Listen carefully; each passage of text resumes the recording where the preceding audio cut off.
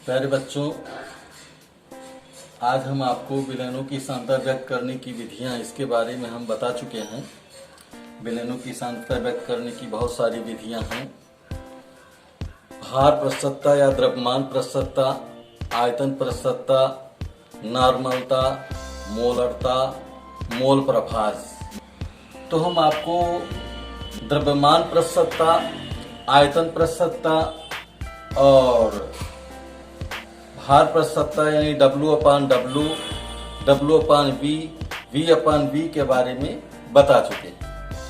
अब रासायनिक यूनिटों में सांद्रता कैसे व्यक्त किया जाता है? नॉर्मलता के पदों में। नॉर्मलता क्या होती है? नॉर्मलता किसी विलयन के 1 लीटर में विलीन, किसी विलयन के 1 लीटर में विलीन विलेय के ग्राम तुल्यांकों की संख्या को विलयन की नॉर्मलता कहते हैं। इसकी डिफिनेशन क्या होगी? किसी विलयन की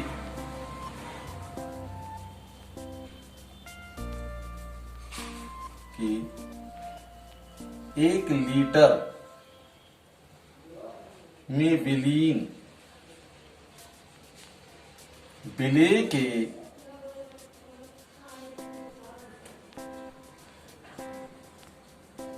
ग्राम तुल्यांकों की संख्या को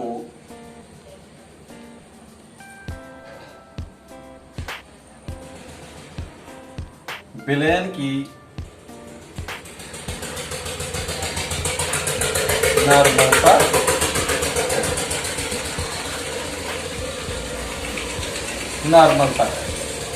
बच्चों, नॉर्मलता की डिफिनेशन आपके समझ में आ गया होगा। किसी विलयन के 1 लीटर में विलीन विलेय के ग्राम तुल्यांकों की संख्या को विलयन की नॉर्मलता कहते हैं। नॉर्मलता को यन से प्रदर्शित करते हैं। किससे प्रदर्शित करते हैं? इसे यन से प्रदर्शित करते हैं। यन से प्रदर्शित करते हैं। अब इसका फार्मूला क्या होता है?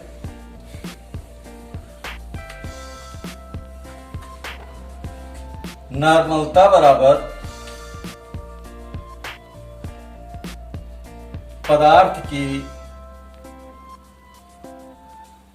ग्राम तुल्यांकों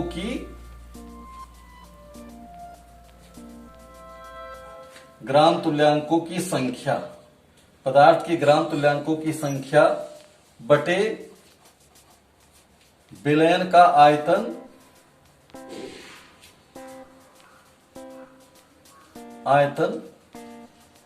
लीटर में, विलयन का आयतन लीटर में। अब ग्राम तुल्यांकों की संख्या बराबर क्या होता है? ग्राम तुल्यांकों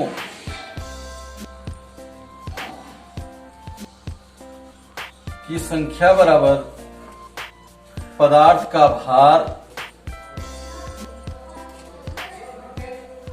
भार बटे पदार्थ का तुल्यांकी भार। अब किसी भी पदार्थ का तुल्यांकी भार कैसे ज्ञात करते हैं? तुल्यांकी भार ज्ञात करने के लिए सब अलग अलग पदार्थों, अलग अलग यौगिकों के लिए अलग अलग फार्मूला होता है।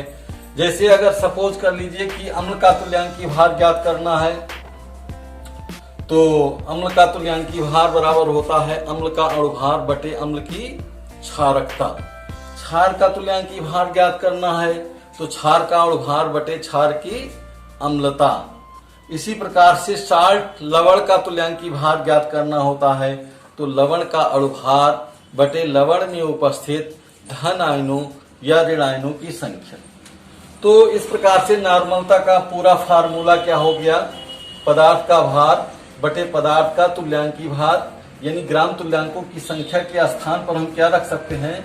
पदार्थ का भार बटे पदार्थ का तुल्यांकी भार। अब पूरा फार्मूला इसका हो गया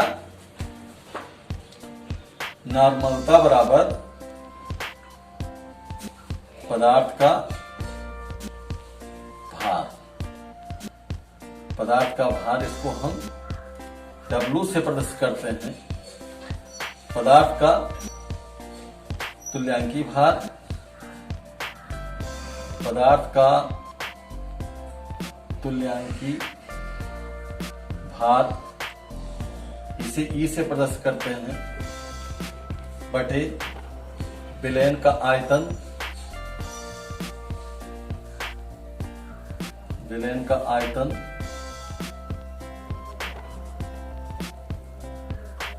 V। यमयल में आएगा तो उसको लीटर में बदलने के लिए हम 1000 से भाग देते हैं। तो n बराबर क्या हो गया, n बराबर W बटे ई बटे B बटे 1000, है ना। या कह सकते हैं n बराबर 1000 गुणे W बटे EB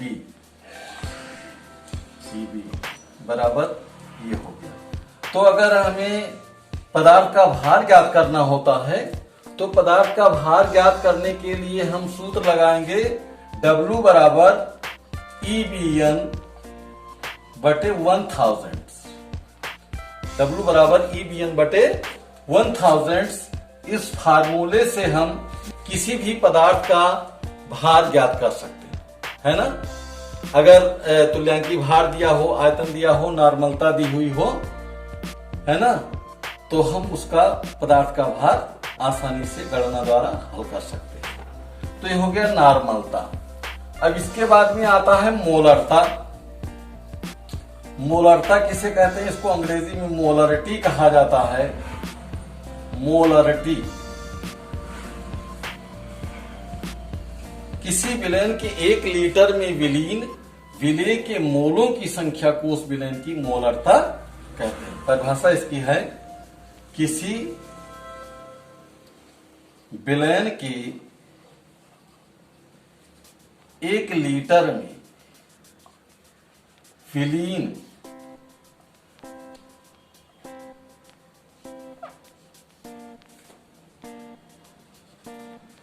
विलेय के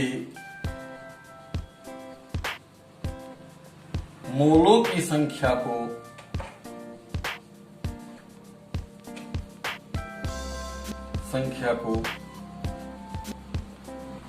विलयन की मोलरता कहते हैं। अब मोलरता बराबर सूत्र क्या होता है, इससे किसे प्रदर्शित करते हैं, इसे यम से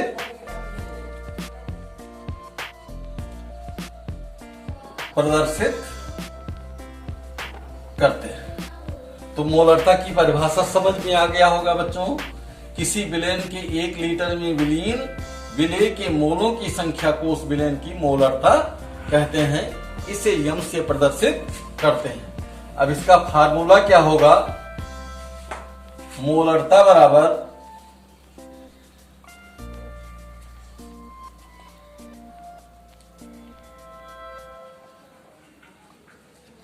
पदार्थ के मोलों की संख्या, पदार्थ के मोलों की संख्या बटे विलयन का आयतन लीटर में। अब मोलों की संख्या बराबर क्या होता है, मोलों की संख्या बराबर पदार्थ का भार बटे पदार्थ का अणुभार। तो बहुत आसान है अणुभार निकालना, है ना। जैसे किसी भी यौगिक का अणुभार निकालना होता है तो उसके परमाणु भारों का योग कर लिया जाता है। जैसे NaCl का अगर सपोज कर लीजिए अणुभार निकालना है तो Na का परमाणु भार और क्लोरीन का परमाणु भार जोड़ लेंगे तो Na का 23 होता है, Cl का 35.5, तो जोड़ लेंगे तो 58.5 आ जाएगा। तो अणुभार निकालना बहुत आसान होता है। अब इसके बाद में मोलरता बराबर सूत्र क्या हो जाएगा, पदार्थ के मोलों की संख्या यानी पदार्थ का भार बटे पदार्थ का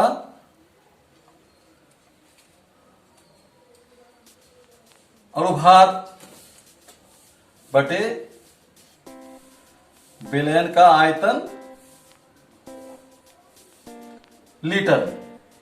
तो क्लियर हो गया बच्चों आपको मोलारिटी किसे कहते हैं। किसी विलयन के 1 लीटर में विलीन विलेय के मोलों की संख्या को उस विलयन की मोलरता कहते हैं। मोलरता बराबर पदार्थ का भार बटे पदार्थ का अणुभार बटे विलयन का आयतन लीटर में। अब इसके बाद में आता है मोलारिटी। व्हाट इज मोलारिटी, इसके बारे में आपको जानना है। मोललता क्या होता है।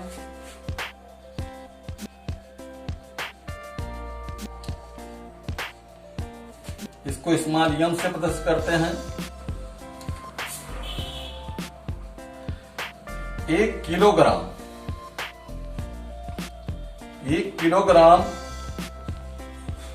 विलायक में 1 किलोग्राम विलायक में विलीन विलेय के मोलों की संख्या को विलयन की मोललता कहते हैं। ठीक है, मोललता क्या होती है। 1 किलोग्राम विलायक में विलीन विलेय के मोलों की संख्या को विलयन की मोललता कहते हैं। मोललता को स्मॉल m से डिनोट करते हैं। मोललता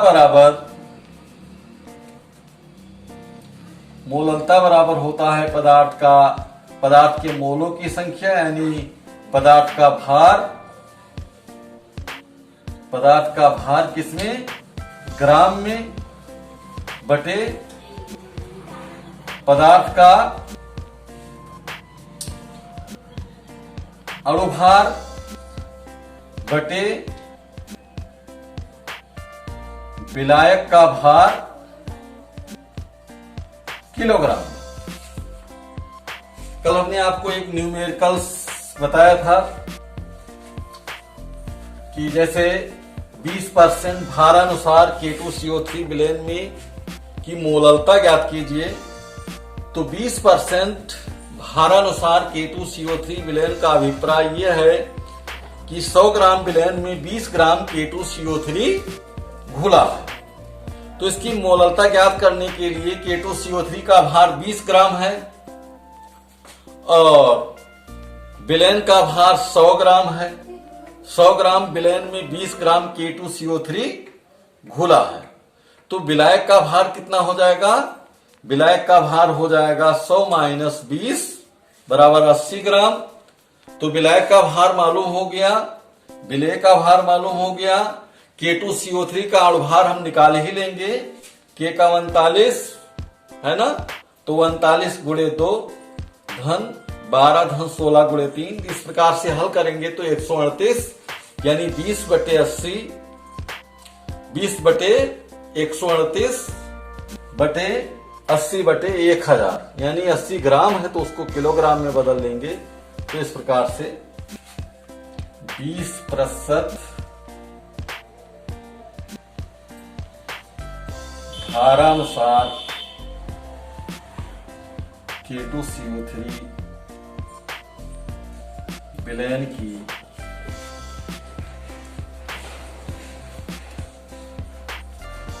%, भारानुसार K2CO3 के जलीय विलयन की मोललता ज्ञात कीजिए। देखिए बच्चों कैसे ज्ञात करेंगे। सर्वप्रथम हम क्या करेंगे, सबसे पहले हम K2CO3 का अणुभार ज्ञात कर लेंगे। K2CO3 का अणुभार निकालने के लिए हमें जानना होगा K बराबर 39, C बराबर 12, O बराबर 16। तो K2CO3 का अणुभार 39 गुणे 2 धन 12 धन 16 गुणे 3 तो आया 138। अब इसकी मोलता यानी विलायक का भार निकालेंगे। तो विलायक का भार ज्ञात करने के लिए क्या करेंगे, विलायक का भार बराबर क्या होता है, विलयन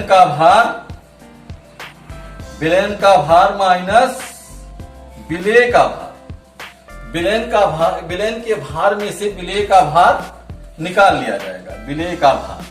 ठीक है, तो विलयन का भार हमारा है 100 ग्राम, तो 100 ग्राम में से हम 20 ग्राम निकाल लेंगे, तो विलायक आया हमारा 80 ग्राम। यानी 80 ग्राम विलायक में 20 ग्राम K2CO3 डिजॉल्व है। ठीक है, तो अब हमें सारी चीजें मालूम हो गई। अब फार्मूले में रख देंगे, मोललता बराबर पदार्थ का भार 20 ग्राम बटे अणुभार 138 बटे 80 बटे 1000, है ना। यानी ग्राम को किलोग्राम में चेंज कर लेंगे, तो ये हमारा हो गया 20 बटे 138 गुणे 1000 बटे 80, 20 चौके 80, और ये आया 2 छक 12, 2 9 18, 125, यानी 125 बटे 69। अब इसको हम हल करेंगे तो ये लगभग आ जाएगा 1.81 मोल प्रति किलोग्राम। तो ये नॉर्मलता हो गया, मोलरता हो गया, मोललता हो गया। इसके बाद आता है मोल प्रभास, मोल फ्रैक्शन। मोल फ्रैक्शन क्या होता है? मोल प्रभाज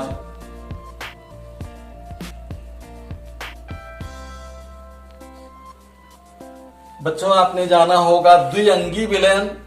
द्विअंगी विलयन क्या होता है?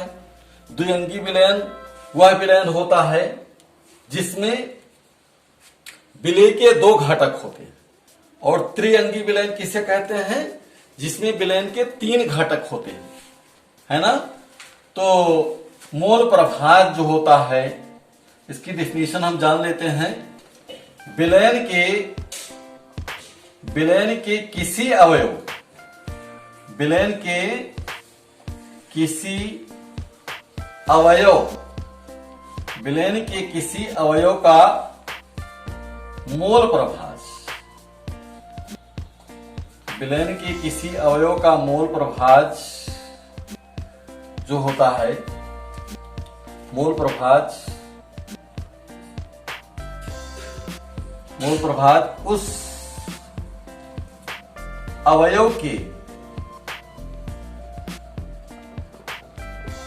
मोलों की संख्या, उस अवयव के मोलों की संख्या तथा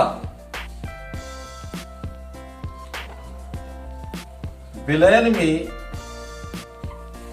उपस्थित समस्त अवयवों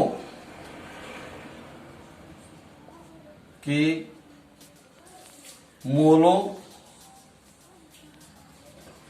की संख्याओं के अनुपात की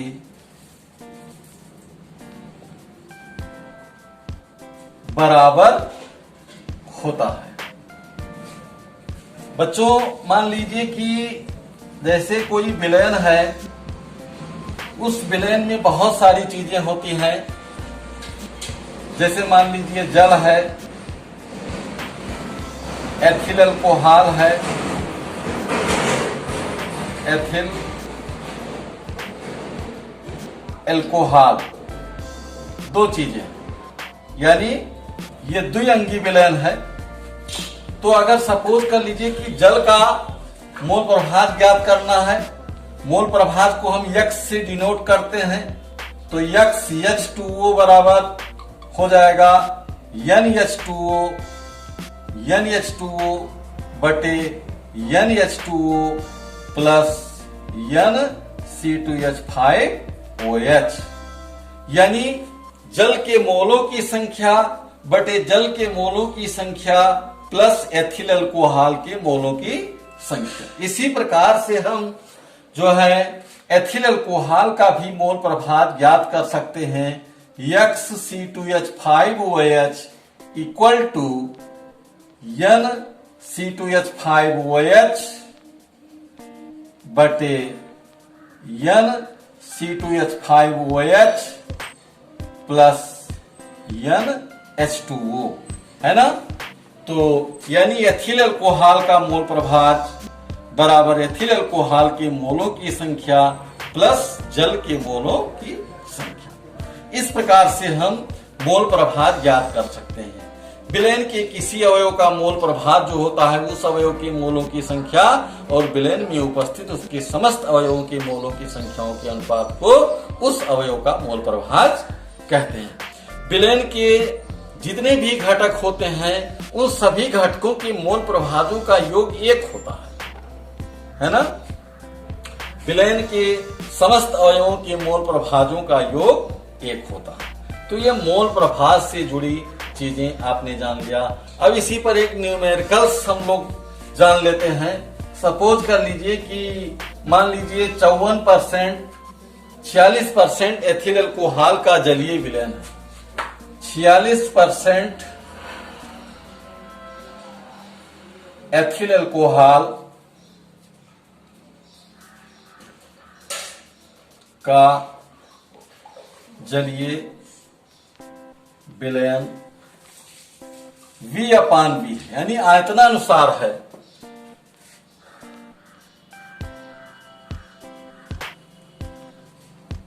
इस विलयन में C2H5OH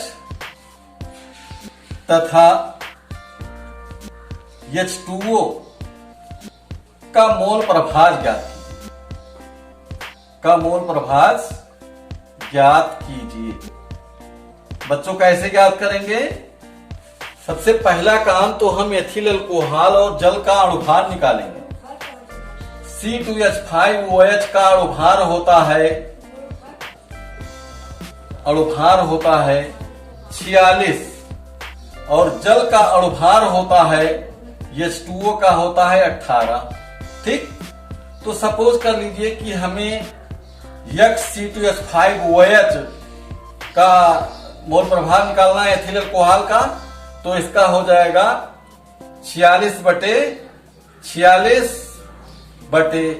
46 प्लस जो है जल का हो जाएगा। जल की मात्रा 46% आयतनानुसार है, यानी 100 ml में 46 ml एथिल अल्कोहल है तो 54 ml हमारा जल हो जाएगा। तो 54/18 हो गया ये। तो 46/46 ये 1 आ गया, इधर यहाँ 1 + 3 यानी ये आया 1/4, यानी एथिल अल्कोहल का मोल प्रभाव 1/4 आया। अब इसी प्रकार से हम जल का मोल प्रभाव ज्ञात कर सकते हैं। XH2O बराबर हो जाएगा 54/18 प्लस 46/46। तो ये हो गया 18 × 54 3/3 धन 1 यानी 3/4, यानी इसका आया जो है 3/4 मोल प्रभाव। अब देखिए दोनों का मोल प्रभाव जब हम जोड़ लेते हैं तो उसका मान 1 आता है, यानी XC2H5OH प्लस XH2O।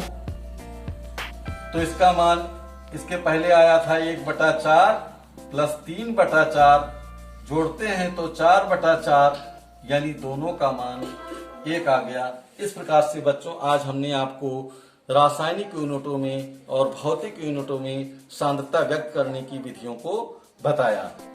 अब इस वीडियो में जो भी कमियां रह गई होंगी उसको आप दोबारा पूछ सकते हैं और आज का ये लेक्चर समाप्त होता है।